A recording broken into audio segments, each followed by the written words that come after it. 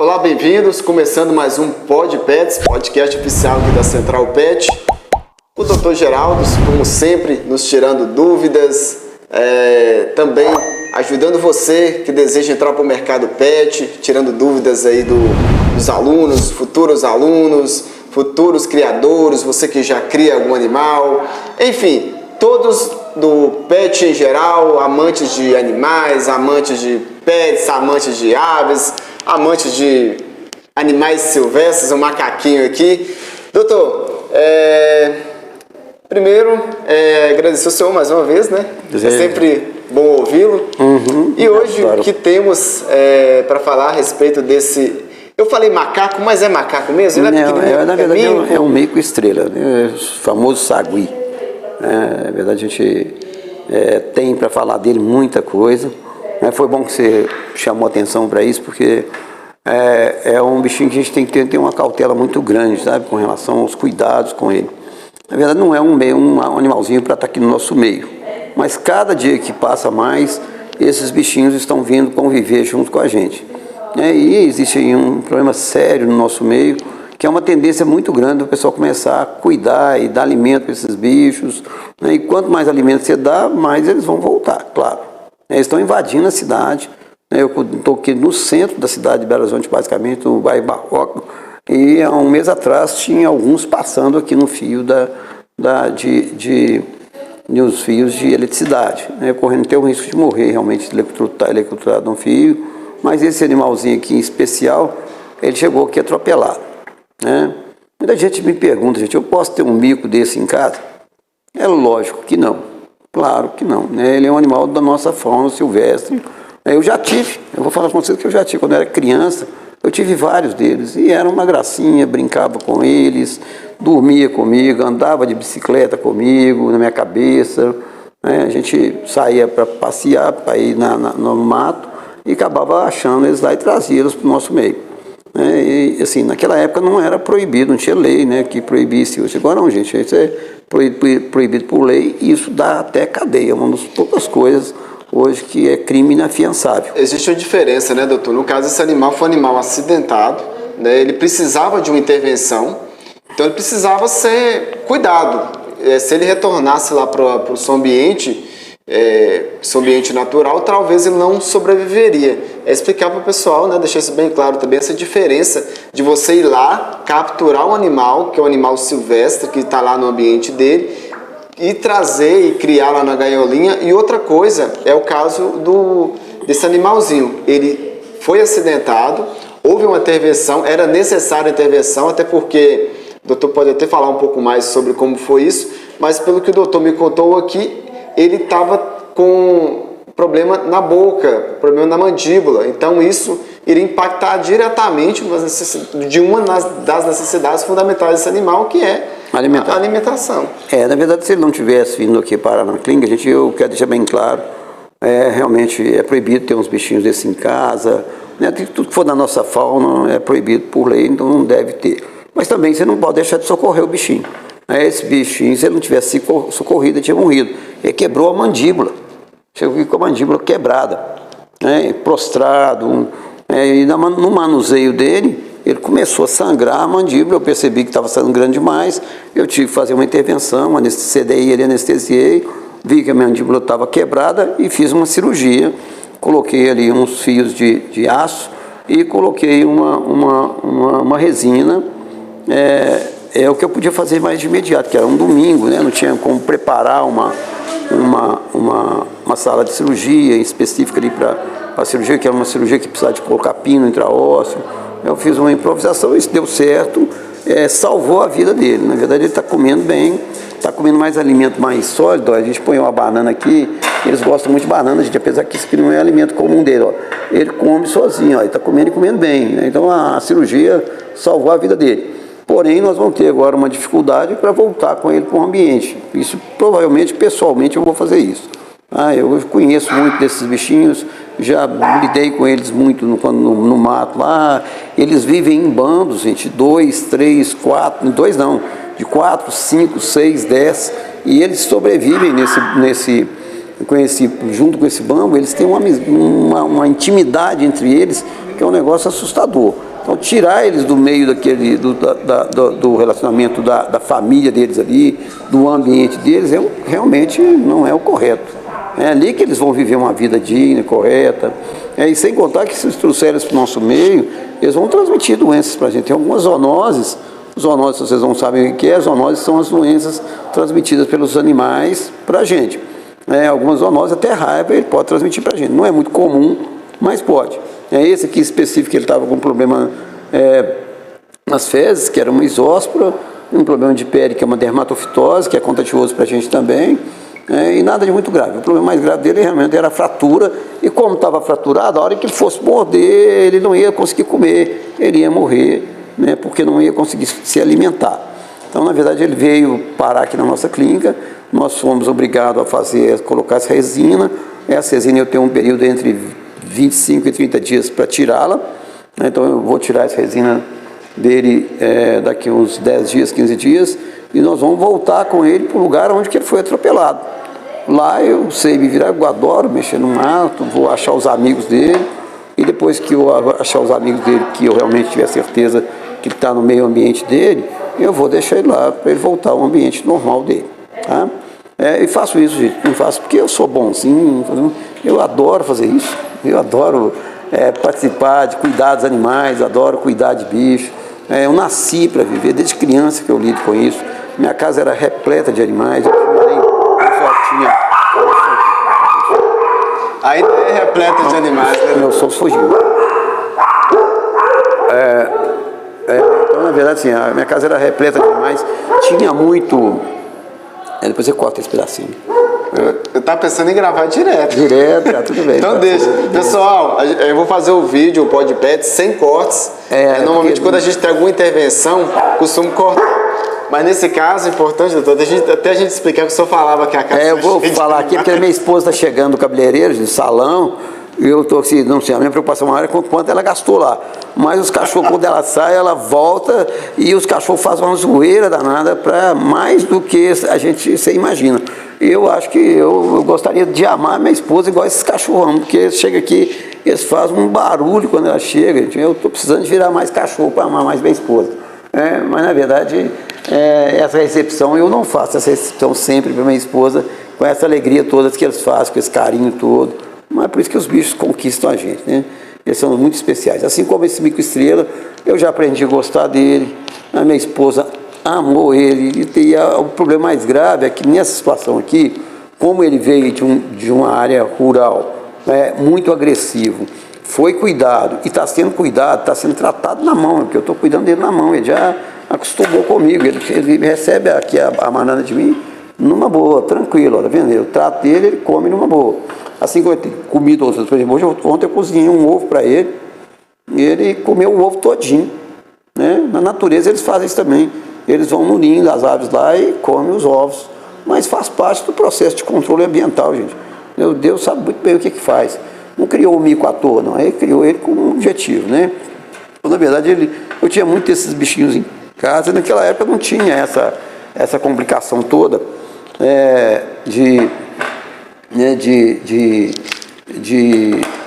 tirar esses bichos, de fazer essas maldades, porque virou uma coisa, gente, que o negócio virou um comércio, isso realmente é crime mesmo. Eu acho que essas pessoas devem ser presas mesmo e sem crime, sem crime inafiançável, porque é um absurdo o que é feito, principalmente com as nossas araras, com os nossos papagaios, com as nossas maritacas. Essas maritacas elas têm invadido muito as cidades também, procurando alimento e estão se adaptando aqui no nosso meio, mas a gente recebe muito dessas aves aí. Essas pombas trocais são aves que têm vindo muito para o nosso meio também, esse pombo que parece o pombo caseiro, mas é uma pomba do meio do mato, que tem várias delas. Bem-te-vi já nem fala mais, que já é um bicho natural dentro do centro da cidade. Sabiás estão vindo para o nosso meio, e os micos também. Agora, esses miquinhos, não sei se vocês já viram na estrada, tem algumas estradas que mostram assim, trânsito de animais pedestres, é onde que eles passam mais. Só que esse bichinho, normalmente, ele transita em cima dos fios né, que atravessam a estrada. Então eles conseguem evitar o atropelamento. Nesse caso aqui específico, esse bicho foi atropelado, ele fraturou só a mandíbula, então a gente conseguiu recuperar. Mas normalmente um bichinho, quando tem um acidente desse, ele morre. Doutor, eu sou já conhecido como Dr. Aves, né? Especialista em aves e animais silvestres em geral. Na verdade, eu já me considero doutor Aves, e assim, doutor não, né? Esse título de doutor não me atrai muita coisa. Assim, na verdade, eu só tive o privilégio, né, de ir para veterinário. Deus me empurrou para veterinário. Eu ia fazer engenharia, gente. E acabou que eu fui empurrado para veterinário, mas porque eu amo esses bichos, eu gosto. Trabalhar com isso aqui para mim é uma diversão. Esse bichinho chegou aqui num domingo, 2 horas da tarde, eu fiquei até 6 horas da tarde fazendo a cirurgia dele e faria isso tranquilo, sem problema nenhum. Não tive problema nenhum, pelo contrário, eu amei fazer isso, pelo menos consegui restaurar a vida dele, e uma vida vale mais que o mundo inteiro, na verdade, né? Mas não vamos voltar aqui para o caso aqui. Então ele foi fraturado, foi colocada a resina, nós vamos ter que anestesiar de novo, sedar daqui a uns 10 dias, tirar essa resina, tirar o fio cirúrgico que está lá dentro, e aí sim, eles vão poder voltar para a natureza, né? Eu sei mais ou menos onde que ele foi encontrado, e no local, normalmente num raio de 5, 10 quilômetros, você consegue encontrar os amiguinhos dele, até porque ele escuta o barulho de um amiguinho dele gritando, dando um grito, né, fazendo um barulhinho, emite um som. Hoje eu vi alguém falando que se o bicho canta, ele não canta não, gente, ele emite um som que se eu estiver no meio do mato, eu escuto a mais de 3 quilômetros de distância. Se um mico fizer o barulho, eu sei que é um mico, tá? Assim como eu sei se é um papagaio, se é um periquito, né? Eu fui criado na roça mesmo, então no meio do mato a gente aprende a conhecer os barulhos todos, né? E o mico, ele era um bichinho que chamava a atenção da gente. Eles são muito agressivos, né, no meio do mato, e pode morder, e morde, machuca mesmo. Mas hoje em dia a gente não deve trazer eles para o nosso meio. E esse aqui está no nosso meio porque ele está sendo cuidado. Logo que ele for cuidado, que estiver pronto, nós vamos voltar ele para a natureza, nós já falamos isso aqui. Mas eu queria deixar bem claro aqui, uma situação que a gente não tentar trazer eles para o nosso meio. Tá? Doutor, eu fico pensando, tem determinados animais, quando é retirado do seu habitat natural, ou até mesmo que são criados com as pessoas, com o ser humano, ou até em ambientes condicionados, né, que são diferentes do seu habitat natural, eles acabam muitas vezes tendo dificuldade de retorno, ou retornam, muitas vezes acabam falecendo, e tem algumas leis que até proíbem, né, depois que esse animal é retirado desse habitat, ele não pode voltar. Quais são os possíveis impactos? Eu acredito que seja menos, né, do que aquele animal que nasceu em cativeiro, que cresceu ali naquele cativeiro, para ele que já teve esse contato lá. Quais os possíveis prejuízos hoje? Ele teve esse problema na mandíbula, ficou um tempo fora do seu habitat natural, há prejuízos que pode atrapalhar esse retorno dele para o seu habitat natural, ou você acha que esse... Não, na verdade, você não tem prejuízo mesmo, não. Ele vai, por ele já ter vivido, né, eu não sei a idade dele, não dá para a gente avaliar aqui a idade, eu estimo mais ou menos em torno de 2, 3 anos, né, é uma fêmea, aparentemente ela não teve filhote ainda, mas é uma fêmea que já está com mais de 1 ano, então ela já criou todo aquele mecanismo de defesa que o animal silvestre tem, porém, como ele veio para o nosso meio, ele ficou muito manso, né? Então pode ser que às vezes o ser humano, como o ser humano não é um bicho parecido com ele, é um bicho ruim, né? Pelo fato dele ser dócil, pode ser que lá no meio do mato, se encontrar com o ser humano lá, ele pode querer tirar proveito disso, pegar e trazer ele de volta para o nosso meio. Sim. Então eu acho que é o único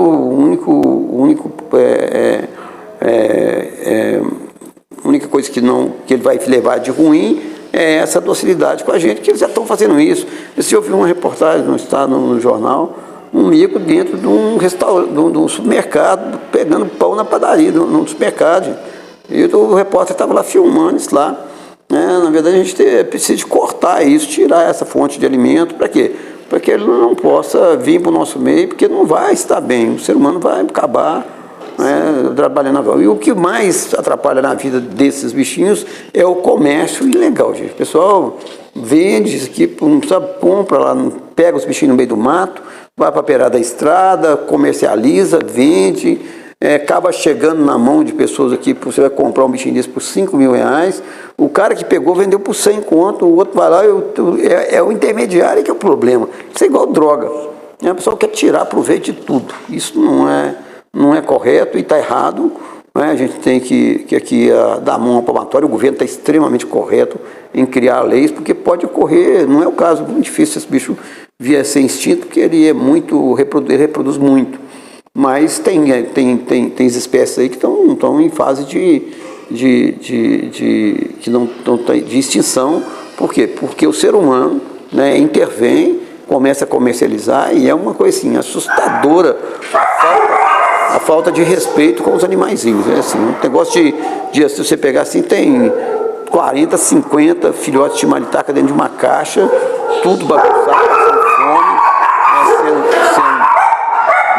comercializado de uma maneira totalmente indevida, né, de uma maneira, né, como se diz aí, por debaixo dos panos, né? Então, assim, é um negócio até desrespeitoso com os animais. Mas a gente tem que considerar que isso é um troço que acontece desde os primórdios. Sim. Vai continuar acontecendo, nós não vamos conseguir impedir isso totalmente. Mas também a gente não pode deixar de falar, né? E cada dia que passa mais, eu vejo que as gerações novas, as gerações do meu filho, por exemplo, eles jamais pegariam um bichinho desse e levariam para casa. Eu tive um bicho desse. Eu cheguei a ter vários bicos desses aqui. Mas naquela época a gente não tinha essa maldade, não tinha não tinha a lei, não existia a lei contra. Então a gente fazia isso com muita tranquilidade e assim, não era até muito penoso, não. Era um negócio divertido. Eu lembro que eu cheguei a ter jacaré na minha casa. Já viu alguém ter jacaré na casa? Eu tinha uns filhotinhos de jacaré que eu peguei na lagoa, levei para casa e tratava dele muito bem lá no tanque. Só que não é lugar dele viver, no tanque ele tem que viver na natureza. O jacaré tem que viver na natureza. Então assim, mas a gente não tinha essa consciência. As novas gerações que estão vindo agora, gente, elas estão muito conscientes. Meu filho não mata nem uma formiga às vezes, né? Para não ter problema, ele não mata nem uma formiga. Então vocês veem que são pessoas, os jovens, as gerações novas, mas vocês da geração onde para a gente isso era comum, né? Hoje não é comum mais, não tem nada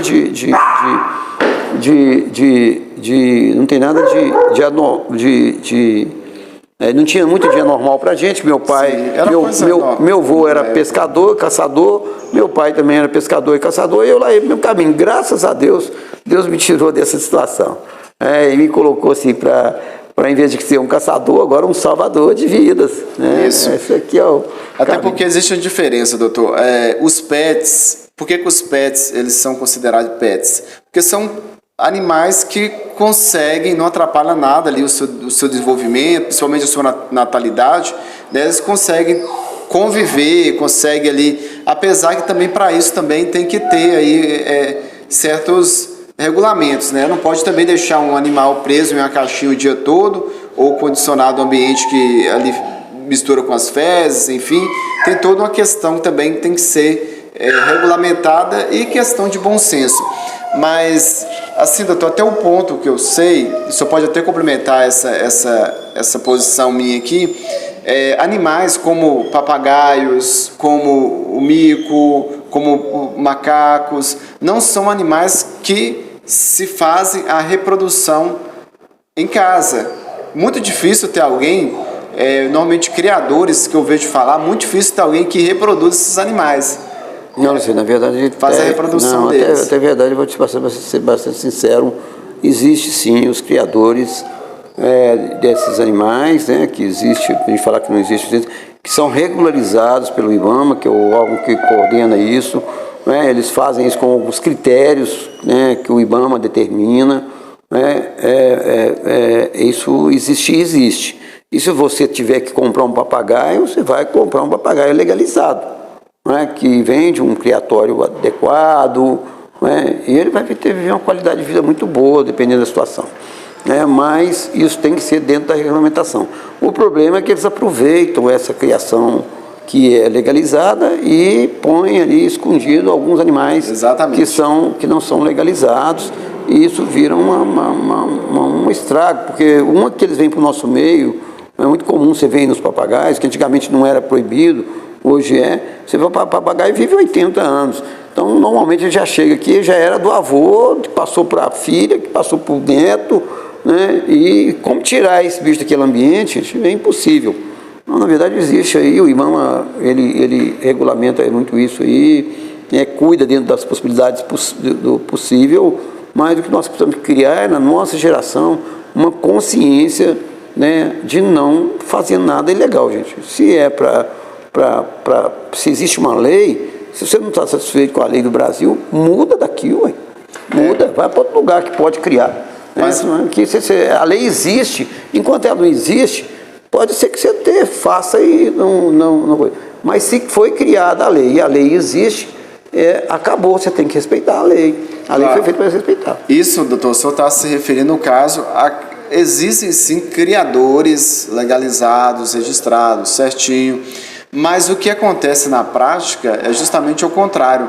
Essa não regulamentação, ou esse, vamos dizer que o mercado negro, aquilo que não é regido ali, não tem uma lei, não tem um segmento, não tem uma fiscalização e que, como o senhor mesmo disse, feito debaixo dos panos, acaba não tendo esse mesmo cuidado com esses animais. O que acontece é justamente uma questão contrária, que o índice de natalidade pode até ser um número grande, mas também o índice de mortalidade e os impactos que se traz na espécie também acaba sendo...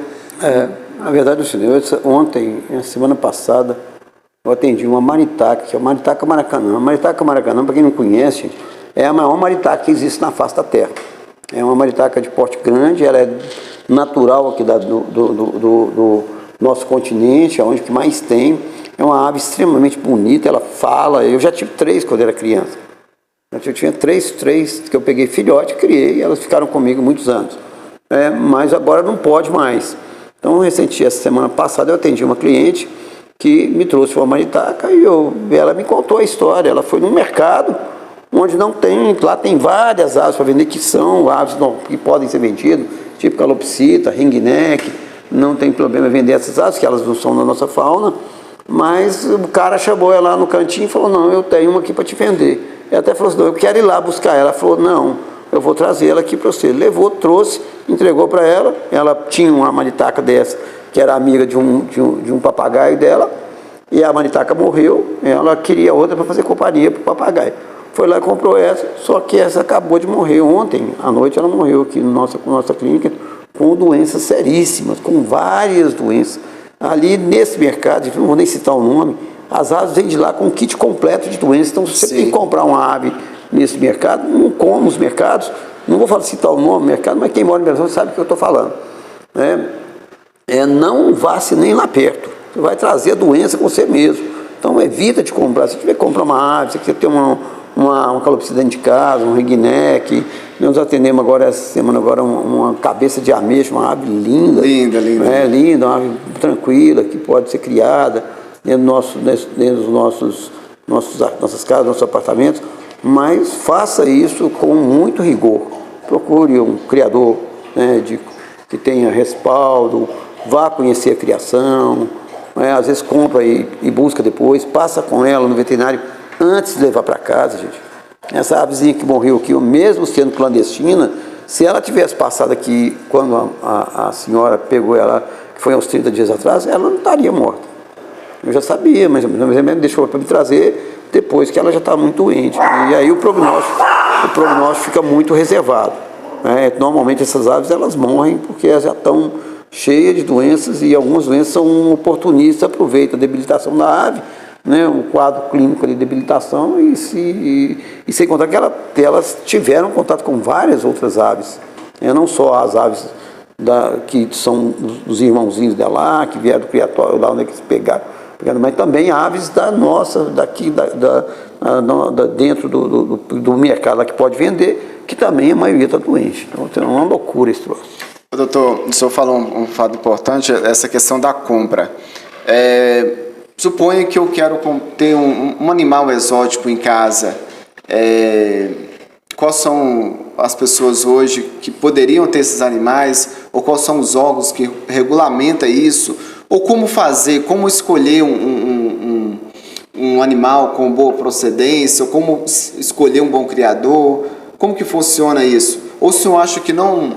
tem uma opinião até pessoal, fora da questão médica, o que o senhor acha desses animais silvestres, como macaquinho, vamos colocar até cobra? Eu acho cobra, talvez quem cria cobra tenha até um pouco mais de cuidado, porque é um animal mais que requer esse cuidado a mais, mas qual que é a sua opinião a esses animais, essa criação de animais como macaquinho, papagaios, esse tipo de animal exótico? Qual que é a opinião do senhor, qual que é a posição do senhor em relação a isso? Na verdade é o seguinte, eu não tenho nada quando eu tenho um animalzinho assim em casa, eu pessoalmente não teria.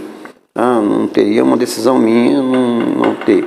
Eu já tive muitos e quando eu não sabia que não podia ter. Então você jamais vai me ver eu sair daqui e comprar um papagaio, né, num criatório legalizado. Agora, se está legalizado e se é bem legalizado, eu acho que aí não tem crime nisso. Né? O problema é quando a coisa sai fora da lei.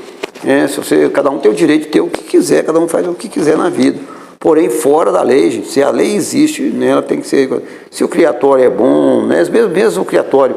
Eu já peguei aqui recentemente, uns tempos atrás, uma arara, gente, que veio dos melhores criadores de Minas Gerais.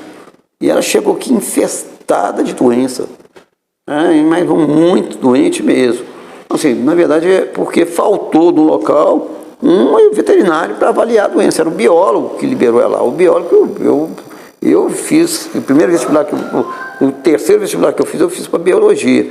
Era difícil entrar na veterinária, eu fiz biologia. Mas o biólogo, ele cuida, ele pode cuidar do ambiente, ele pode cuidar da procriação, mas ele não cuida da saúde. Então, uma ave dessa precisaria de um atestado veterinário para atestar que ela estava totalmente saudável na saída do criatório. Isso não foi feito e a ave quase morreu. E assim, e são muitas. Né? Mas existem alguns criadores que são mais cuidadosos, que tratam os animais com mais respeito, né? Tem que ser um veterinário, um responsável técnico no local para cuidar sempre. Então, assim, na verdade, a gente tem que avaliar isso, qualquer tipo de criação. Né? Deus colocou esses bichinhos no nosso meio e falou, vocês podem até cuidar, pode até matar e comer. A gente come uma galinha, come um porco, come a carne da vaca, mas tem que fazer com amor. Né? Então, se você fizer a coisa sem amor, sem legalização, tudo que fizer errado, né, tá fora do padrão, não deve ser feito. Agora, se alguém quer ter, uma das coisas que tem que dar atenção é porque isso tem custo financeiro. Né? Uma ave precisa, né, quando o IBAMA, por exemplo, pega essas aves que estão criadas aí, já dentro do ambiente nosso, eles retiram ela do ambiente, eles devolvem ela para o ambiente. Tem gente que até realmente pega para ser o tutor, mas ele obriga a esse tutor a levar a ave uma vez por ano ao veterinário. Então, na verdade, é necessário que você faça assim, eu estou arrumando um animalzinho e eu tenho condições de cuidar dele. Né? Se você não tem condições de cuidar, é melhor não ter, porque dá despesa mesmo, não tem jeito não. O bichinho vai, se deixar, morre. Então, você tem que estar preparado, né, para levar ela ao veterinário, para cuidar. Né? Só para vocês terem uma noção, eu atendo muito aqui calopsita. As calopsitas, elas vivem de 20 a 30 anos. A maioria não passa de 5 anos, porque não vai ao veterinário. Né? Não vai ao veterinário e aí vira aquela bagunça toda, né, que a gente vê aí, as aves morrendo novinhas, com 2, 3 anos, acidentadas, porque não tem orientação do veterinário, não tem orientação para criar de uma maneira adequada. Então, mesmo que você queira ter, que seja cachorro, que seja gato, que seja qualquer outro animalzinho, eles precisam de cuidados. Né? E esse cuidado é necessário que você avalie isso antes de ter, para ver se você realmente quer. Eu falo assim, ninguém precisa ter bicho em casa, para passar a vida inteira sem ter bicho. Mas se tiver, é necessário que você cuide dele. Né? No livrinho, aquele Pequeno Príncipe, fala, quem ama, cuida. Né? Com os animais é mais ainda, porque o carinho que esses bichinhos dão pra gente é um negócio assustador. A gente ganha muito mais com a presença deles do que ele com a nossa presença. É impressionante o carinho dos meus cachorros, dos nossos cachorros, que com a minha esposa, né, o carinho que eles dão de retorno para ela, não é, eu vou te contar, até a hora que eu falei aqui no meio do coisa que eu estava querendo, preciso aprender a virar cachorro, que eles amam muito, né, o amor deles é incondicional, eles não têm condição para amar, não impõem condições, eles não precisam de coisa muito luxuosa, eles precisam de um alimento, cuidados básicos, vacinas, principalmente cachorro e gato. A gente vacina, cão e gato tem que vacinar todo ano. E não é com a vacina de raiva não, tá, gente? É para levar o veterinário e pedir para vacinar. Se você realmente ama, ontem eu atendi um cachorrinho aqui, gente, eu fiquei até assustado. O cachorro está com 5 anos de tratamento de leishmaniose, tem 5 anos que ele não toma nenhuma dose de vacina. Eu fiquei assustado. Assim, a pia encheu essa mesa aqui de medicamento, uma pia desse tamanho de receita, exames laboratoriais, e o bichinho sem vacina nenhuma. Eu não consigo entender uma situação dessa.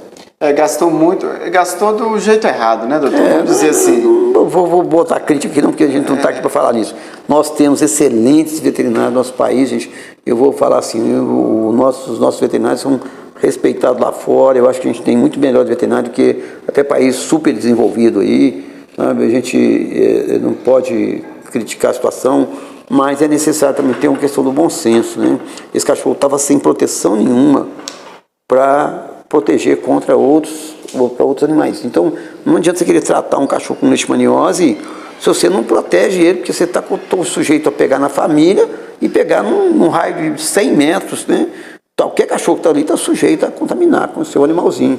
Então, a primeira coisa que tem que fazer é prevenção. E nesse ponto o governo tem razão, porque por isso que eles não queriam deixar a gente tratar no começo, porque não põe o animal para tratar, o pessoal lá abandona no meio do caminho e ele vira uma bomba relógio. No caso da Covid, né? No caso da Covid, né? Teve gente que estava usando remédio aí de animal. Ivermectina. Que trata verme. Se você não está com verme, você vai tomar ivermectina, vai tratar o quê? Falar nisso, o nosso macaquinho aqui tomou ivermectina, gente. Vocês não entendem? A ivermectina é um dos medicamentos mais utilizados na veterinária. Só tem que saber usá-lo, né? Na verdade, é o veterinário que deve usar. Não é, a gente no ivermectina, eu falei que eu fiz um vídeo aqui falando um pouco de vacina do Covid, e eu peguei pesado, eu falei, a pessoa tomou ivermectina, pode até ter morrido com Covid, mas a ivermectina não ajudou em nada, na verdade, ela foi só sem verme, isso eu garanto que ele foi, porque a ivermectina é um excelente vermífugo. Tá, vamos finalizar aqui, vocês me perdoem, nós vamos retomando aqui o vídeo do macaquinho. Nós vamos mostrar para vocês que desde o dia que ele chegou aqui, até do dia que ele chegou, do trauma dele, nós vamos mostrar a questão dele já na mesa de cirurgia, né, como que a gente conseguiu ressaltar isso e como que a gente vai voltar com ele para a natureza. Nós vamos voltar com ele para a natureza, vamos fazer um esforço muito grande para achar os amigos dele e voltar ele na natureza lá de novo, dentro do ambiente dele. Eu sei que isso vai ser difícil, eu vou ter que ir lá umas 2 ou 3 vezes, talvez, né, para a gente voltar ele para o ambiente dele, mas é necessário que a gente entenda, a gente não deve nem pensar em tirar esses miquinhos do local. E outra coisa que eu vejo, não deve ficar dando alimento para eles não, gente. Ficar dando alimento para esses bichinhos é uma tendência de você trazer mais doença para perto deles. Quanto mais contato eles tiver com o ser humano, mais doença eles vão ter, além da chance deles passarem a doença para a gente. Então a gente tem que tomar um certo cuidado, e a gente deixou aqui bem claro que o nosso amigo, ele vai voltar para a natureza, nós vamos voltar com ele para a natureza. E requer alguns detalhes, eu nem sei como que eu vou fazer isso mais, eu já fiz isso várias, assim, é tranquilo de voltar com ele para a natureza, mas a gente tem que tomar um cuidado para não deixar ele isolado. E esse bicho não vive isolado, ele vive só em comunidade, ele não vive sozinho. E o pior ainda, outros grupos não aceitam ele no meio dele, é muito difícil ele introduzir em outro grupo. Normalmente ele anda com um grupo dele, e esse grupo dele é um grupo específico, eles não conseguem introduzir no meio de outro grupo, então nós vamos ter que achar o grupo dele, o que não é muito difícil. Que Deus abençoe a todos, nós te agradecemos, pedimos perdão aí por alguns errozinhos aí nossos cometidos, mas é importante que a gente saiba que ele vai voltar para o ambiente, vamos fazer de tudo para que ele possa voltar para a natureza, de um ambiente dele adequado, junto dos irmãos dele, da família dele e do grupo dele. Tá? E ele realmente é um gracinho, né, gente? Que Deus abençoe a todos. Um abraço, ficam com Deus. Tchau, tchau.